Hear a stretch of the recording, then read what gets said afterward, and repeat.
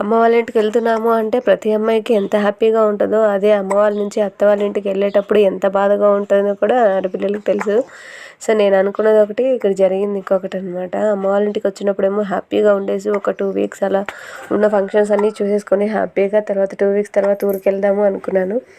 But చూశాను, ఒక్క function చేసుకున్నాను అంతే అనమాట. కంప్లీట్ అయింది. ఆ రోజు నైట్కే ఫోన్ వచ్చిందనమాట, అక్షయ పాపకి ఎగ్జామ్ జరుగుతున్నాయి, సో నెక్స్ట్ డే మార్నింగ్ అంతా అటెండ్ అవ్వాలి స్కూల్కి అని చెప్పేసి. ఇంకా తప్పదు కదా అని చెప్పేసి నైటే అన్నీ సర్దేసుకున్నాను. సర్దేసుకున్న తర్వాత ఎర్లీ మార్నింగ్ 4కి అంతా లేచి నేను రెడీ అయిపోయి పిల్లల్ని కూడా రెడీ చేసేసాను. సో అదైతే లాంగ్ వీడియో ఉంది, మన ఛానల్లో షేర్ చేశాను, ఎవరైనా చూడకపోతే చూడండి.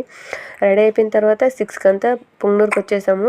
6:10కి అంతా బస్సు ఎక్కేసాము అనమాట. బస్సులో ఇదేమో కలికాలం కదా, ఈ కలికాలంలో అస్సలు మానవత్వమే లేదనమాట. ఎవరికి ముసలోళ్ళు వచ్చారా, ప్రెగ్నెంట్స్ వచ్చారా, చిన్నపిల్లలు వస్తారా, అస్సలు అయితే చూడట్లేదు. పాటికి వాళ్ళు కూర్చొని ఉన్నారు, పైకి కూడా లేకుండా సీట్లలో.